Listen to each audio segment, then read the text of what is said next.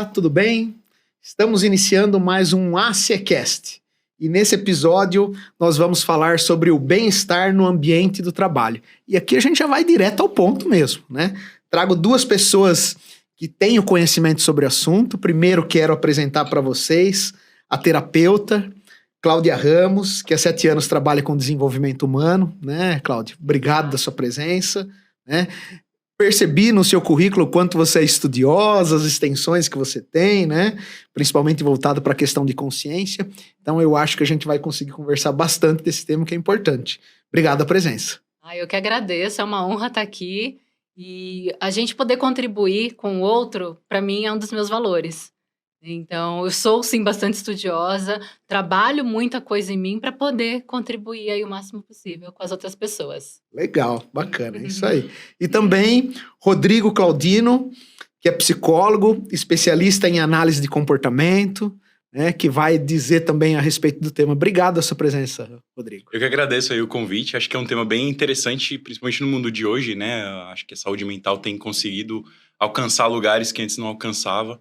É legal poder discutir sobre esse tema. É isso aí.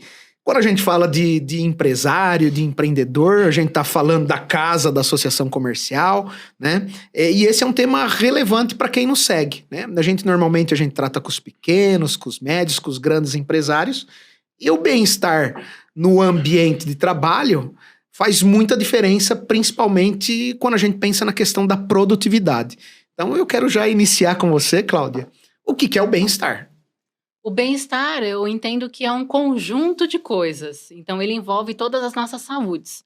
A saúde mental, emocional, a física, a espiritual também. Então, a gente às vezes separa em caixinhas, quando na verdade eu entendo que é tudo junto.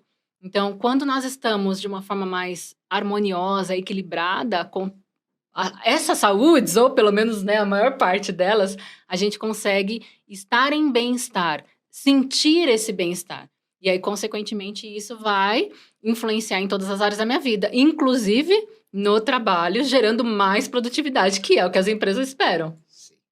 E aí, Rodrigo? Concorda com a Cláudia? Concordo sim.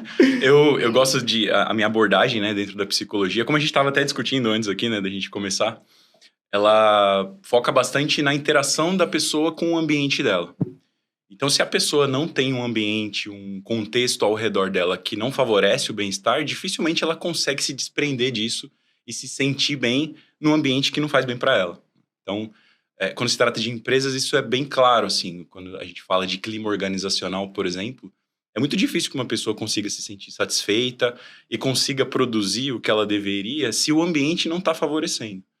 Então, eu trago muito essa relação, né? Se o ambiente não oferece, se o contexto ali não oferece condições para que a pessoa se sinta bem com ela mesma, com as relações que ela tem, muito dificilmente ela vai conseguir se desprender disso, né? Então, acho que é muito a responsabilidade da empresa conseguir criar esse clima e entre as pessoas também, né? A forma como as pessoas interagem, isso é o que dita o bem-estar, eu diria. Sim. Será que hoje, Cláudia, até mesmo por conta de toda a comunicação que tem, a facilidade de informação, a gente vem tratando mais desse assunto bem-estar? Ele é um assunto mais falado do que era antes? A gente tem um olhar mais clínico para essa situação? Eu acredito que sim, porque até mesmo se a gente for olhar para o pessoal mais novo, né, a galera aí dos 20, 30 anos, eles trabalham de uma forma diferente, normalmente com um propósito. Então, se, por exemplo, eles não estão bem, como o Rodrigo trouxe, no ambiente de trabalho, não está proporcionando aquele bem-estar, eles não ficam. Então, eu acredito que as empresas estão sendo obrigadas a olhar para isso, né? E até esse pós-pandemia também trouxe muito esse olhar, né? E eu percebi, quando começou a pandemia, por exemplo, a procura de muito mais pessoas pelo desenvolvimento humano, pelas terapias, porque a fragilidade emocional das pessoas estava muito grande. Então, na verdade, para mim a pandemia foi só um gatilho.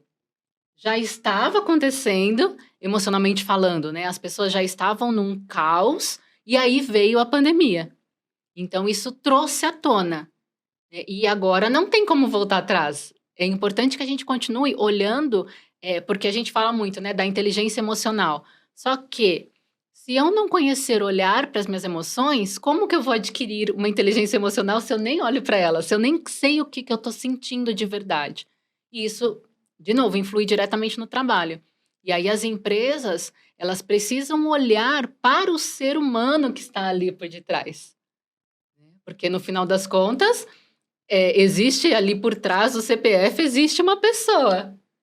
E essa pessoa que vai produzir.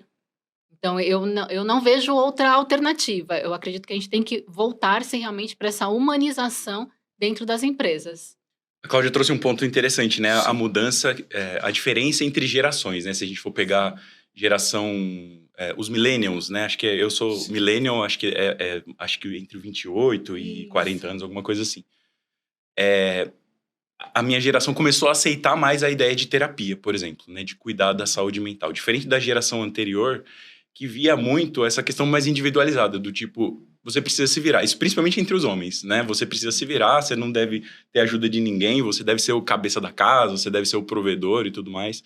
Isso mudou bastante, as pessoas perceberam que elas precisam cuidar disso. E aí a geração que vem depois, a geração Z, ela cuida muito disso, assim.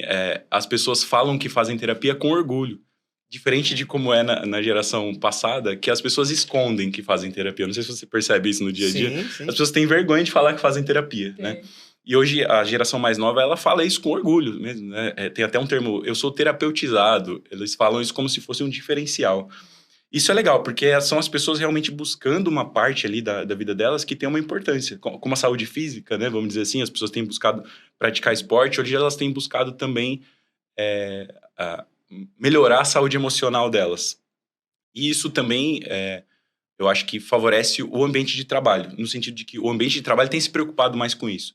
Hoje a gente vê muito mais empresas com serviços nesse sentido, né?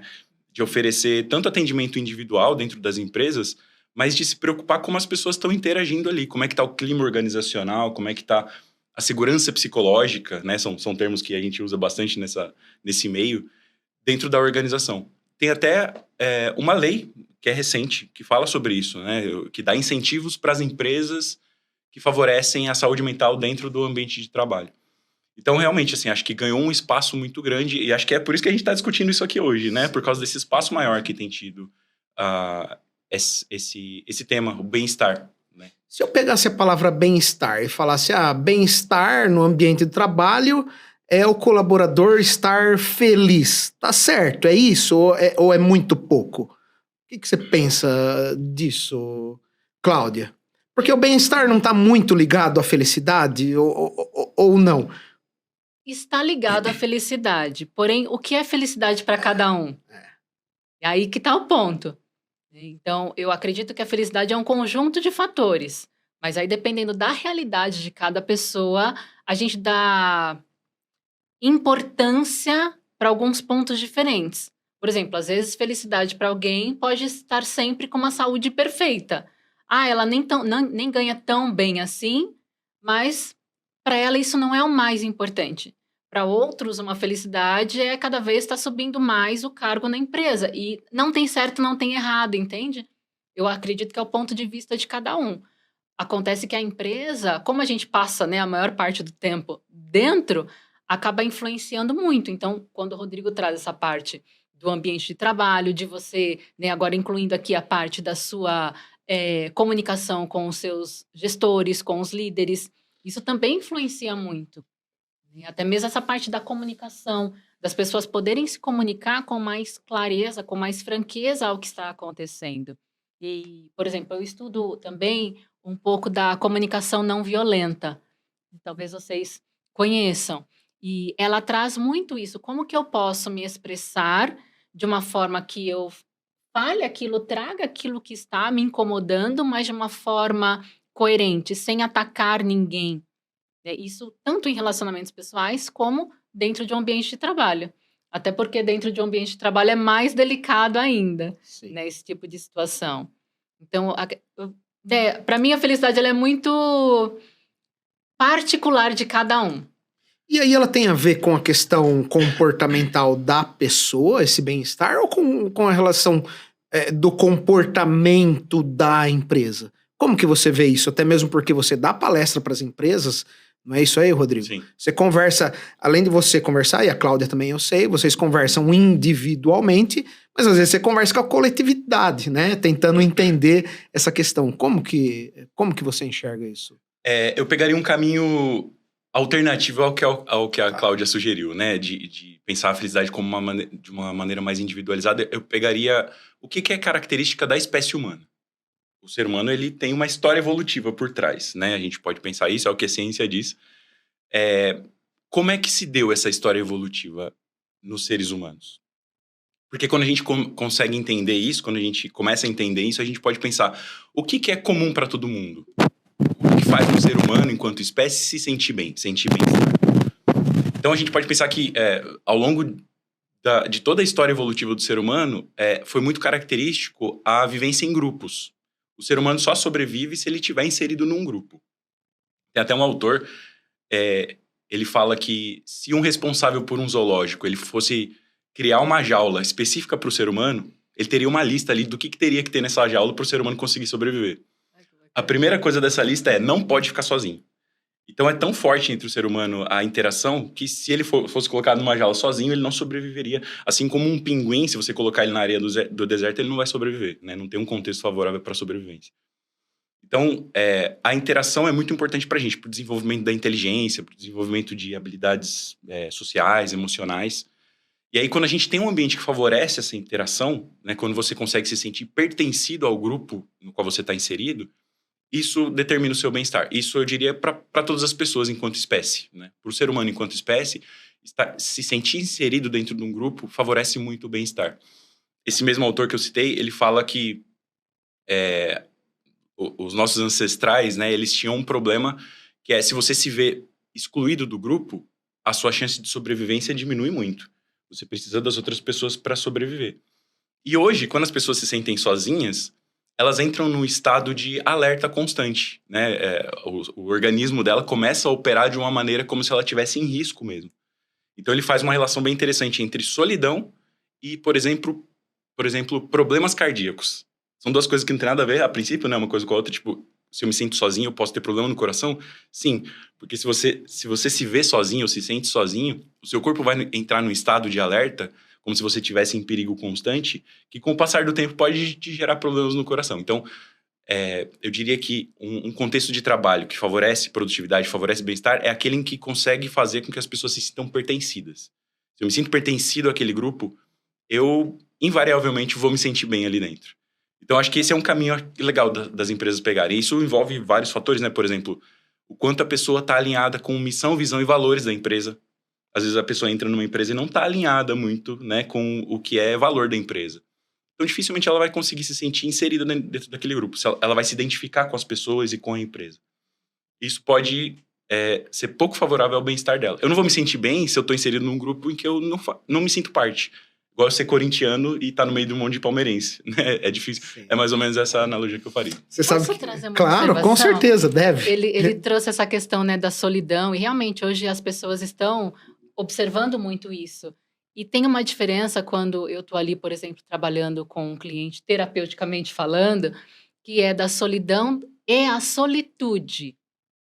Porque tem perfis comportamentais que são realmente mais introspectivos e essas pessoas preferem ficar mais sozinhas, mas no sentido, por exemplo, pessoas mais analíticas. A gente sabe que elas preferem ficar mais ali quietas, né, trabalhando. E tem outras pessoas que têm um perfil mais comunicativo. Então, essa percepção também, para a pessoa não ficar pensando que ela tem que estar sempre com um grupo. Às vezes ela é um perfil que ela prefere ficar um pouco mais só. Isso não significa que ela não queira pertencer a um grupo, mas é o perfil comportamental dela. Então, aí trazendo também, né, para esse outro lado que eu trabalho muito. A questão da solitude é a gente se olhar como ser e começar a entender como que a gente funciona. E para isso, às vezes, eu vou precisar dar uma pausa nos grupos para poder ter esse momento para mim, para eu me reconhecer, para eu conseguir compreender quem eu sou. E aí é diferente, né? A solitude da solidão. Então, eu posso ter momentos de solitude, por exemplo, eu adoro ir para a natureza. Às vezes eu vou fazer trilha de 1 hora sozinha, né? E é aquele momento meu, é a minha solitude para eu me organizar, para eu pensar em nada, para eu estar na natureza. E a solidão já é diferente, é um sentimento que dói, né? Que machuca. E normalmente isso tem causas emocionais que são importantes de ser olhadas também. Viu, Cláudia, você colocou e também o Rodrigo, e me veio a complexidade que é o ser humano, né? Então eu fico pensando na seguinte situação: eu lá como empresário, que sinais que eu devo observar que são muito claros de que eu tô com um problema no bem-estar do meu colaborador, que isso pode afetar a minha produtividade, visto que eu tenho colaboradores que gostam de realmente estar muito inserido, mas eu tenho outros que, como você falou, poxa, ele prefere ficar um pouquinho mais separado. Que sinal que eu, como empresário, dentro da minha empresa, tenho que ficar muito atento que é uma luz, ou não tem esse sinal, é individualmente. Como que vocês veem? Quer responder? Pode começar. Eu acho que sim, dá para identificar alguns sinais, né? É como se fosse um diagnóstico mesmo de como a sua empresa tem operado no sentido de oferecer esse bem-estar para o funcionário. Tem os indicadores mais óbvios, eu diria, né? Um turnover alto, por exemplo, né? As pessoas não permanecem na empresa. Isso é um péssimo sinal, né? De que a empresa não tem conseguido reter ali, inclusive, talentos, né? Pessoas que podem ser importantes. Quantas pessoas não conseguem se sentir à vontade para falar o que elas gostariam de falar, né? E a gente entra na segurança psicológica, né? Que é um termo bastante usado. É importante que eu me sinta à vontade de pontuar coisas dentro da empresa para o meu crescimento pessoal, para o crescimento da empresa e para a interação, né? Com o meu chefe, com os meus colegas. Se as pessoas não têm essa segurança, né, para falar de coisas que elas gostariam, isso também é um sinal ruim, né, de que a sua empresa pode estar pecando em algumas coisas. Inclusive, é isso que acontece na terapia, né? Acho que o principal papel do terapeuta é criar um contexto favorável para a pessoa poder falar aquilo que ela não fala para outras pessoas. E normalmente o psicólogo, o terapeuta, ele é bem sucedido nisso, né? De criar assim, aqui você pode falar do que você quiser. Acho que é a primeira coisa que eu falo quando chega alguém na clínica, né? Tudo que a gente falar aqui vai ficar aqui, eu preciso cumprir o sigilo, né, das informações que você me passa. E essas poucas palavras já criam um contexto em que a pessoa começa a se sentir à vontade para falar o que ela quiser. Isso também é necessário dentro de um contexto organizacional, né? Porque mesmo que seja desconfortável falar de alguns assuntos, é isso que faz as pessoas crescerem. Então, esse pode ser um sinal também de que a empresa não está conseguindo oferecer, né, esse ambiente de bem-estar. E aí, dá para fazer pesquisas, por exemplo, né, de clima organizacional, em que as pessoas se sentem mais à vontade por causa justamente do sigilo, né? Eu vou responder uma série de perguntas aqui, ninguém vai saber que sou eu que estou respondendo, eu posso fazer algumas observações, e isso também traz muita informação importante para a empresa, de como é que os funcionários estão enxergando, como é que eles estão se sentindo ali dentro. Então, acho que isso também talvez seja um caminho, né, para coletar essas informações. E assim, o empresário, né, ele precisa de muita estratégia para a condução do trabalho dele, né? Até mesmo para que ele tenha o resultado que ele espera. Muitas vezes você tem assuntos que nem sempre você quer tratar. A pergunta que eu quero levar para você é o seguinte, Cláudia: assuntos polêmicos, assuntos que às vezes não são, não sei se a palavra mais correta seria conveniente, tem que ser tratado? Quando tem o problema tem que ser tratado na raiz, tem que ser tratado no momento, ou precisa ter estratégia para que realmente o bem-estar aconteça? Porque é o seguinte, você está num ambiente, você está na empresa, o problema está acontecendo. Muitas vezes você vai lá e fala o que está acontecendo, ou você deixa a poeira baixar, enfim, para que prevaleça a harmonia. Como que você vê? Eu acredito que não dá para esconder por muito tempo, porque senão a situação pode piorar e aumenta até o turnover dentro das empresas. Aí vai muito do feeling, né, da percepção da liderança em como lidar com isso. Então, claro, muitas vezes um líder, o gestor, pode não ter tanto tato para lidar com essas situações mais delicadas. Então, por que não por exemplo, estar numa reunião junto com alguém do RH, ou um psicólogo que seja da empresa, para ajudar, ou até mesmo antes, conversar, né? O líder conversar com aquele psicólogo, com aquele profissional, uma melhor forma de abordar aquele funcionário. Porque se está tendo um problema, e isso já é visível, não tem como esconder. E, claro, não é responsabilidade do líder, do gestor, administrar aquilo. Eu vejo que é importante ser identificado para que seja, claro, detectado e direcionado a uma pessoa, por exemplo, se for o caso de fazer um acompanhamento terapêutico com um psicólogo, algo do tipo, né, porque está havendo um distúrbio. E o que se faz com isso? Sim. Então, eu penso que é muito a percepção da liderança. E hoje em dia, muitos líderes, né? Isso não é só de hoje em dia, mas as pessoas fazem os cursos, os treinamentos de desenvolvimento humano, as pessoas de cargos de maior liderança. Eles têm acesso. E se não, é importante que busquem isso. Porque eles precisam lidar com perfis comportamentais bem diferenciados. Então, se eu não preciso ser especialista, estou falando aí de um líder e de gestor em perfil comportamental, como é o caso do Rodrigo. Mas se ele conhecer pelo menos um pouco uma base, ele já consegue lidar melhor com os funcionários, com os colaboradores dele. E aí direcionar para as pessoas competentes, né, nessa área. Essa é a minha visão. Sim, eu acho que tem muito da cultura também, né, organizacional. Sim. Como a empresa costuma resolver os problemas. Qual é o padrão que a empresa usa para resolver os problemas. Então, eu já vi empresas, por exemplo, que usam... eu não sei exatamente o termo que eles usavam, mas é como se fosse uma honestidade irrestrita. Você vai falar tudo que você tiver que falar. Pode funcionar, né? Dependendo do contexto, se todo mundo tiver alinhado e todo mundo tiver esse perfil, pode funcionar. Então, aí os problemas são resolvidos na hora. Né? Se você tiver pessoas alinhadas com essa prática, pode funcionar muito bem. Fora desse contexto, né, mais agressivo, eu diria, né, de resolver tudo na hora, é realmente feeling, né, como a Cláudia falou. Você sentir se aquele é o momento de falar, né, de dar um feedback pro funcionário, de pontuar alguma coisa. Pode ser que na hora não seja o melhor momento, né?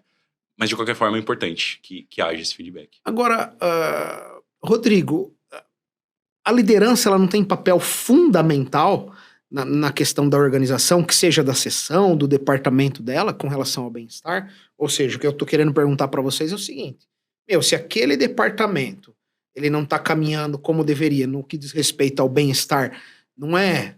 Vou ter ser um pouco agressivo na fala. Não é culpa do líder que não tá percebendo o que tá acontecendo com seus liderados?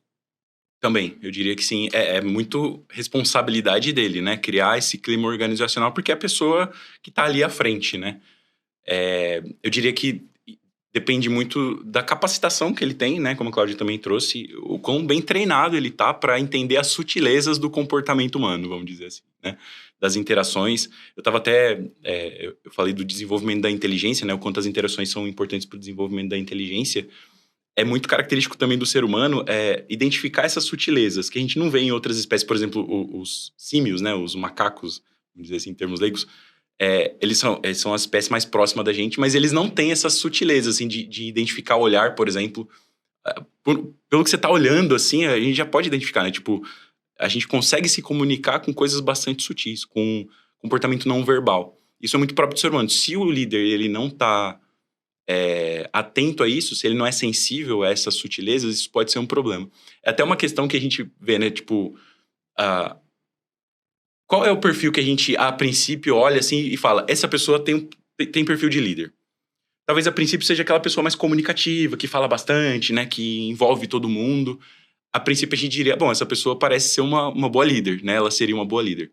Mas não necessariamente. A pessoa que é tímida, né? Que ela não se comunica com tanta ênfase, né? Que ela é mais na dela, ela pode ser um líder melhor. Porque normalmente as pessoas que têm esse perfil, elas são mais sensíveis, né? Ao desconforto que ela pode estar causando na outra pessoa, como a outra pessoa pode estar se sentindo, o que ela pode estar pensando.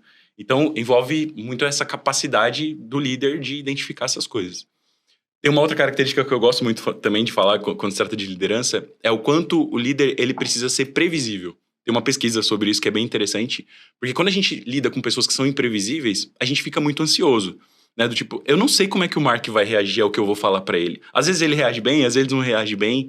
Então isso me deixa muito ansioso no sentido de que eu não tenho certeza. Isso causa uma situação de incerteza que me deixa me afeta de uma maneira bastante negativa. Então, uma característica da liderança que pode favorecer esse bem-estar, né, no ambiente de trabalho, é ser uma pessoa previsível. Eu sei como o Mark vai reagir. Então, eu fico muito mais seguro de falar o que eu tenho que falar para ele. Essa talvez seja uma outra característica, né, dos líderes, como responsabilidade mesmo do líder de conseguir criar um bem-estar. São várias, né, as características que ele precisa ter, essa sensibilidade, essa previsibilidade, mas eu diria que sim, é muito responsabilidade dele também criar esse clima, né, esse clima organizacional em que as pessoas se sintam bem e seguras. Ô, Cláudia, aí pensando na contrapartida disso, quais são os erros mais comuns que você percebe assim, que as empresas ou os líderes acabam tomando que vai não promover o bem-estar? Você identifica alguns erros que às vezes eu quero consertar, não sou especialista, não sou psicólogo, não sou terapeuta e normalmente faço algo que na verdade não vai ajudar, vai atrapalhar. Você identifica alguma coisa assim? Sim, até vai de encontro com o que o Rodrigo trouxe, das características aí de um líder, um gestor, quando ele tem uma dificuldade em ser um bom ouvinte. Porque se a pessoa não consegue ouvir o outro, como que ela vai poder contribuir de alguma maneira? E não é para o gestor, o líder entrar no caso de ser o psicólogo do funcionário, não é isso, né? Mas ser um bom ouvinte para conseguir identificar o que aquela pessoa está vivendo. Porque problemas pessoais, todos nós vamos ter. Tem época que tá mais tranquilo, mas tem época, gente, parece que desaba o mundo. Né? Independente do nível do seu cargo. Todos temos os nossos desafios. Ô, Cláudio, eu quero que você explique o que é ser um bom ouvinte, porque eu acho isso fundamental. Né? Por favor, explica aí. Continua, lógico que você está falando, mas explica o que é ser um bom ouvinte para quem está nos acompanhando. Vamos lá. Eu estudo muito sobre isso e eu também tenho muito essa característica do ser mais ouvinte do que ser o falante. Só que o ser um bom ouvinte não é só eu ficar ouvindo aqui o que você está me falando. Eu conseguir perceber o que tem por detrás disso. E aí, sim, entra essa questão da sensibilidade, da empatia. Quanto mais eu conheço e estudo, por exemplo, sobre comportamento humano, mais eu consigo identificar o que a pessoa está me trazendo naquela fala. Então, às vezes, num ambiente de empresa, por exemplo, se a pessoa não se sente tão à vontade a falar abertamente o que está acontecendo, e a gente tem, né, essa sensibilidade, a gente consegue entender o que está por detrás. Então, o ser o bom ouvinte é isso, conseguir pegar o que está por detrás daquela insatisfação, dor, preocupação, problema que o funcionário está te trazendo e fazer essa leitura dele. Então, é muito além do que só ficar ouvindo. Muito além. É ir para dentro da pessoa. Aí a questão da sensibilidade, né, gente? Eu gosto bastante, viu, Rodrigo, de usar, lógico, não tem nem comparativo com o estudo que vocês têm, mas é bem prático e eu acho que funciona muito, que você tem uma boca, 2 ouvidos, pelo menos nessa proporção, né? Ouve 2 vezes mais do que você fala, você já tem um ganho aí, né? Exatamente. Tem uma frase que eu ouço muito lá no Unace, né? Desde quando eu entrei lá. O Unace acho que você conhece. Conheço. O grupo de negócios, né, que a gente tem ali de networking. De você se colocar mais interessado do que interessante, né? Sim. Isso resume bem essa questão. E acho que é uma técnica que se usa bastante em terapia, né? E que cabe muito bem um líder usar também. Que é uma técnica simples, mas que funciona muito bem. É refrasear o que a pessoa acabou de falar. Então, se o Mark chega pra mim e fala, pô, Rodrigo, eu não tô me sentindo muito bem hoje, né? Tô com uma tosse aqui, né? Meio chata desde semana passada. Isso me incomoda um pouco. Eu mostrar pra você que eu entendi o que você falou, né? Que eu realmente estava atento. Uma maneira de fazer isso é refrasear, né? O que você acabou de falar. Você tá mal, então? Desde semana passada, né? Você falou que tá com uma tosse chata. Isso mostra que eu estava ouvindo atentamente, que eu não estava só aqui, né, no corpo presente. Eu realmente pratiquei uma escuta ativa. Então, acho que essa é uma característica legal para um líder também, né? Quando você faz isso, você também oferece essa segurança do tipo, eu não estou falando com as paredes aqui, eu estou falando com alguém que realmente está me ouvindo. Essa é uma característica importante de um líder também, né? Para criar esse bem-estar no ambiente de trabalho. E complementando, não estou só do corpo presente que ele falou.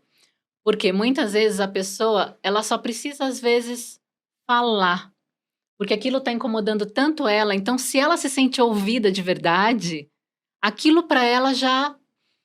Nossa, ele me ouviu, ele entendeu o que eu estou sentindo, o que eu estou pensando, o que eu estou querendo. Isso faz toda a diferença. Faz toda a diferença. Esse é um ponto legal, né? Porque em psicologia a gente discute assim que o ambiente social, ele normalmente ele não aceita bem, né? Ele não é muito acolhedor. Então, se você tá com um problema, é difícil achar uma pessoa que realmente queira te ouvir, né? Então, a gente no dia a dia não se sente muito à vontade de falar coisas mais pessoais dependendo de com quem a gente interage, né? Não é com todo mundo que a gente se sente à vontade. Então, a terapia oferece essa segurança, né? Então, é muito comum que as pessoas, depois de uma primeira consulta, né, com o psicólogo, elas saiam de lá se sentindo bem, elas relatam isso.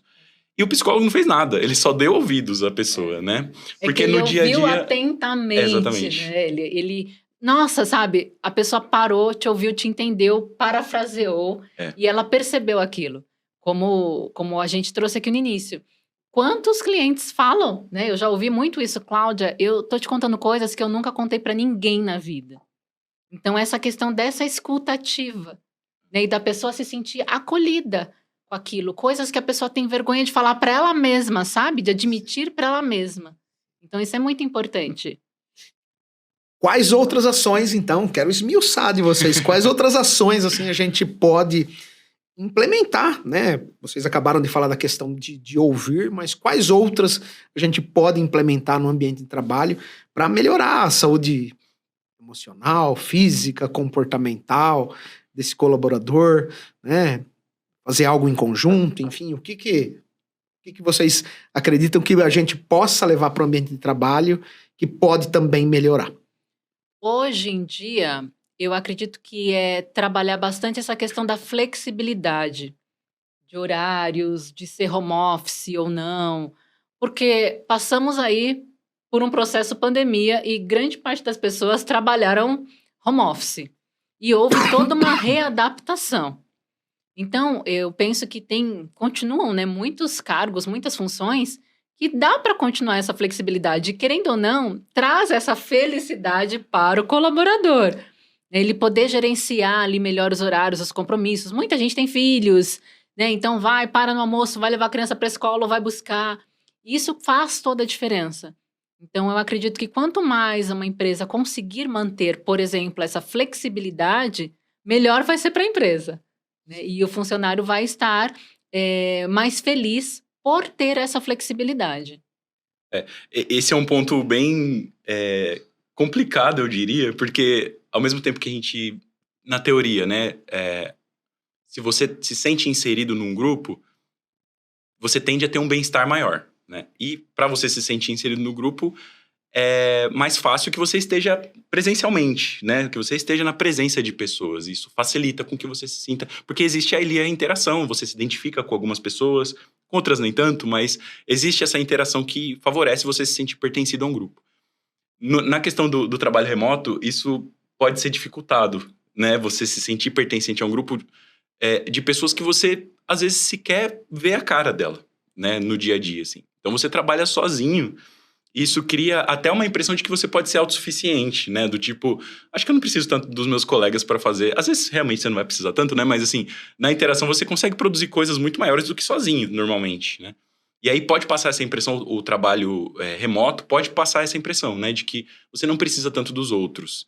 E aí isso dificulta esse senso de pertencimento. Isso, teoricamente. Mas na prática, a gente vê, por exemplo, que tem muitas pessoas que demoram muito tempo para chegar no trabalho.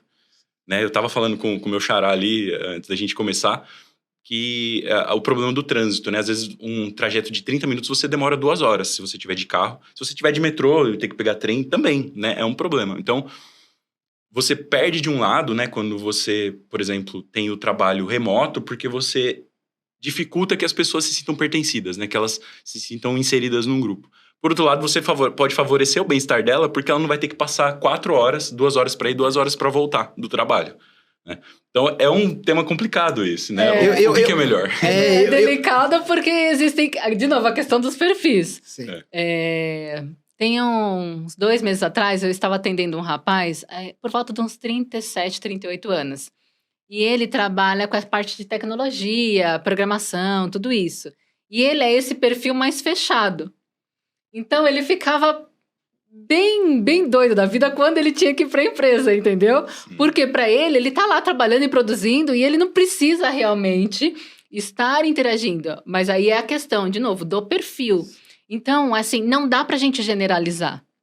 Existem casos e casos, né? Essa parte do pertencimento é importante, sim, mas, de novo, tem pessoas que preferem ficar mais lá na delas, né?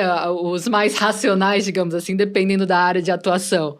Que eu atendo aí alguns, a galera de informática, os engenheiros, tal, que são, eu brinco, né? São tudo cabeção. Que são trabalhos mais individualizados mesmo, são trabalhos né? mais individualizados. Então, para eles, por exemplo, ele me contou, eu vou ter que almoçar com o pessoal, mas eu não quero ir, entendeu? Porque eu não quero falar com ninguém, entende? É o perfil da pessoa. Né? Eu insistiria na questão de que isso é próprio do ser humano, essa questão de pertencimento, mas eu acho que dá para compatibilizar com o que você tá falando. Nem todo mundo quer interagir o tempo todo. Eu me vejo assim também, às vezes, né? Apesar de no dia a dia estar conversando direto com as pessoas, às vezes eu sinto uma necessidade de estar, né, sozinho. Veja como não é incompatível, né? Eu posso ter um perfil de ser uma pessoa que conversa menos, mas mesmo assim eu consegui me sentir pertencido a um grupo, mesmo que eu não interaja tanto com ele. Só de estar inserido ali já pode ser o suficiente para mim, né? De me sentir inserido num grupo. Então essa é uma questão complicada. E aí você perguntou, né? O que mais dá para fazer para favorecer o bem-estar? Existe toda uma literatura que fala sobre isso, assim, né? Tem até uma referência que eu uso bastante que chama pró-social, né? É uma abordagem dentro da psicologia que busca ferramentas para favorecer essa questão social entre as pessoas. E ela oferece 8 princípios. Eu não vou, né, dizer todos aqui, mas um deles, o principal, acho que deles é essa questão do pertencimento. Um outro muito importante é o reconhecimento. O quanto você recebe reconhecimento e recompensas pelas contribuições que você faz no grupo, né? Essa é uma coisa bastante importante também, um assunto bem em vigor hoje, né? A avaliação de desempenho, por exemplo. O quanto eu sou reconhecido pelo meu chefe, o quanto eu consigo receber feedback dele, né, das coisas que eu faço no meu dia a dia. Isso também favorece muito o bem-estar. É diferente, e aí um cenário oposto a isso seria a pessoa estar constantemente se esforçando para contribuir para o crescimento da empresa, mas ela não ser reconhecida. Isso mina o bem-estar dela, né? Ela se sente injustiçada, vamos dizer assim, né? Por estar se esforçando num ambiente que não está oferecendo reconhecimento. E aí existem várias ferramentas para fazer isso de uma maneira bastante estruturada, né? Que são as avaliações de desempenho a cada 3 meses, enfim, depende de como a empresa funciona. Mas essa é uma ferramenta essencial, assim. Eu acho que, independente do tamanho da empresa, é importante ter essas conversas, né? O one-on-one, né? O cara a cara, que a gente faz muito no UNAS também, do líder com os liderados, né? De poder pontuar para eles, assim. Alinhamento, né? Alinhamento, exatamente. É isso que você fez de legal, a gente gostou muito. Tô aqui oferecendo o meu reconhecimento, essa parte que você pode melhorar. Quando o líder dá a oportunidade da pessoa crescer e reconhece as contribuições que ela fez.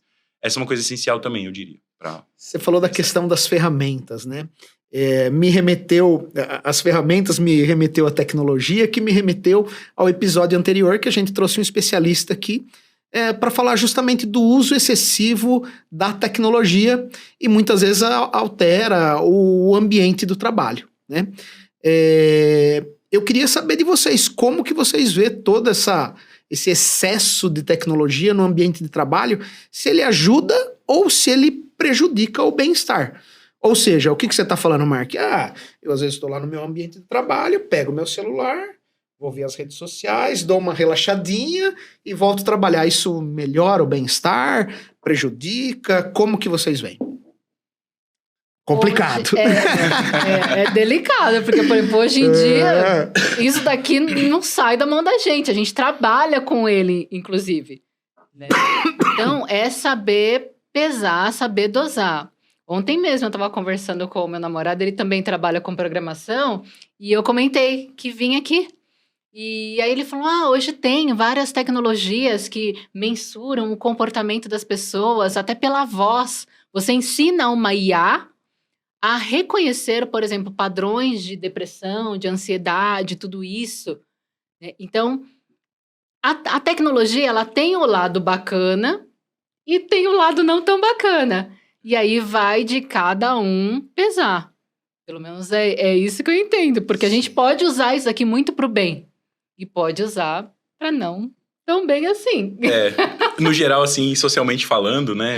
Não só num contexto de corporativo, organizacional, eu diria que é aquela frase que a gente vê nas redes sociais, né? A tecnologia aproxima quem tá longe e distancia quem tá perto. Mas eu diria que ela distancia quem tá longe também, né? Porque eu vi um relato esses dias de uma pessoa que ela tinha um grupo de pessoas que degustavam cerveja, que gostavam de beber cerveja, e de vez em quando eles se encontravam, né? E aí, na época que começou essa questão de grupo de WhatsApp, eles fizeram um grupo de WhatsApp para poder interagir por lá. E ele percebeu que depois do grupo de WhatsApp, eles passaram a interagir muito menos, na verdade, né? A tecnologia desfavoreceu a interação real, né? A interação presencial, porque é como se eu mando um oi, tudo bem ali, se eu interajo de vez em quando no grupo, é como se fosse suficiente. A gente trabalha muito, o ser humano opera muito na economia de energia, né? Então, quanto menos energia eu gastar, melhor para mim, né? Evolutivamente pensando. E aí, se eu interajo um pouquinho ali, beleza, já tá suficiente. Só que com o passar do tempo, isso vai minando as interações, né? Então, eu diria que, socialmente falando, num contexto mais amplo, a tecnologia atrapalha muito as interações humanas. Num contexto organizacional, é o que a Cláudia falou, depende muito, né? E aí o Bruno, que foi ele que veio, né? Ele entende muito desse assunto e eu acho que o que eu falar aqui, ele vai conseguir, né, conseguiria falar muito mais em cima. Mas, por exemplo, ela pode proporcionar uma facilidade, né, no trabalho das pessoas. Então, eu preciso conversar com alguém, eu mando um WhatsApp, né? Eu ligo, enfim, facilita muito. Por outro lado, dificulta essa questão do pertencimento mesmo, né? De você estar ali operando no que você está fazendo. Tem uma outra questão da tecnologia, uma pesquisa que eu vi esses dias, parar de vez em quando é bom, o que você falou, né? Eu paro de vez em quando para dar uma olhada ali nos stories e tal. Isso pode ser... pode favorecer a produtividade, se você para de vez em quando o que você está fazendo. Mas não quando você para e se engaja em outra coisa. É quando você para de fato. Você para ficar olhando o teto. Isso favorece a sua produtividade. Só que não é o que as pessoas fazem, né? Se tem um celular e tem o teto para olhar, eu vou escolher o celular, porque ele é mais atraente, né? Tem muito mais estímulo ali. Então, nesse sentido, atrapalha também, né? Se você para de vez em quando para dar uma respirada no que você está fazendo, às vezes você está fazendo um trabalho muito complexo, muito difícil e tal. Aí, beleza, bom, vou parar um pouco para respirar. Mas aí eu vou pro celular. Isso não ajuda na minha produtividade. Se eu paro de fato, ajuda. Então, nesse sentido, a tecnologia eu acho que não é um bom... Não auxilia muito, né? Ô, Rodrigo, você sabe o que você estava falando aí? Eu estava rindo por dentro aqui, né? Porque esses dias minha filha chegou até mim e falou: pai, eu mando as coisas para você no Instagram, na rede social, você manda toda vez kkkkkk. Ela falou: o que é kkk? Ela falou assim: eu mando as coisas para você comentar, não sei o que tem, e você manda um kkkk. Então, assim, a tecnologia é o que você falou, né? Às vezes aproxima, porque você tá vendo, mas não, ao mesmo tempo distancia, um negócio meio maluco, né? Exatamente. A hora que a Cláudia chegou aqui, eu falei: Cláudia, você tá muito próxima de mim, eu te acompanho a todo momento, enfim. E, na verdade, a gente não conversa muito, né? Eu vejo. Então, a tecnologia tem disso também, né, Cláudia? E esse kkk, às vezes, é até automático. Você põe um K ali, já sugere vários K e você bate ali, né? Não tem nem esse trabalho de colocar vários K. É assim mesmo. Legal. Ó, deixa eu falar uma coisa pra vocês. Aqui o tempo passa muito rápido. Queria ficar o dia todo conversando com vocês. Mas pra gente finalizar, né? Eu queria que vocês deixassem um conselho para quem vem pensando, para o empresário, para a empresa que está atento ao assunto do bem-estar. De que forma aí ele pode começar a investir, melhorar? Eu queria que vocês dessem um conselho. Por favor, Cláudia, né? Dá um conselho aí para quem te acompanha, enfim, todo o seu estudo aí voltado para esse tema. Eu acredito que o ser humano é o fator mais importante dentro da empresa. Por mais que a tecnologia avance, que as IAs, né, tomem conta aí de vários lados e processos e funções, sempre vai ter um ser humano por detrás operando. Então, é importante cuidar desse ser humano. Ele é o que vai realmente fazer a produção da sua empresa, independente da área que você atue, acontecer. Então, valorizá-lo é fundamental. Isso aí. Valorizar faz com que a longevidade da sua empresa permaneça. Exato. Enfim, bacana. Cláudia, onde que o pessoal te encontra? Pelo Insta, sou Clau Ramos. As pessoas podem me encontrar por lá. Eu faço os atendimentos terapêuticos online ou presenciais aqui em Jundiaí. E eu quero agradecer, né, a oportunidade de estar aqui com vocês. Bacana, muito bom. Obrigado da sua presença, obrigado de todo o seu conhecimento. Como eu disse anteriormente, passa muito rápido, Passa. né? Não é verdade? E você, Rodrigo, me fala aí, dá um conselho pro pessoal, fala onde o pessoal te encontra, né? O que você fala? Bom, o conselho é difícil, né, nos dias de hoje, com esse distanciamento das pessoas, mas eu vejo que existe um processo social aí, um processo histórico social acontecendo das pessoas estarem cada vez mais individualizadas, né? Cada vez, cada um na sua. Isso não é da nossa natureza, né? O ser humano, ele tá aqui para socializar mesmo, né? A gente aprende muito na interação com as outras pessoas, então um conselho que eu daria, dentro das possibilidades, é claro, né, eu sei que existem limitações, mas trazer as pessoas mais para perto mesmo, né? No sentido de interagir. Considerando as individualidades, né? Como a Cláudia bem trouxe aqui, tem gente que não vai interagir tanto, mas proporcionar isso, né? Que as pessoas tenham contato umas com as outras. Eu acho que isso faz uma diferença muito grande, porque se na sociedade, no geral, a gente está cada vez mais individualizado, pelo menos no ambiente de trabalho, a gente pode criar um contexto diferente disso, né? O dono da empresa, o líder, ele pode tentar criar algo que está faltando no resto da vida das pessoas. Então, acho que esse é o conselho que eu daria. Nas redes vocês me encontram como Trato Relações, né? O meu projeto aí de levar um pouco de saúde mental para dentro das organizações, por meio de palestras, rodas de conversa, treinamentos. Então, @Trato Relações no Instagram. Legal, muito obrigado de todo o conhecimento que você trouxe aqui, para quem nos acompanha. Essa caneca é para vocês. Olha só, muito obrigado. Presente.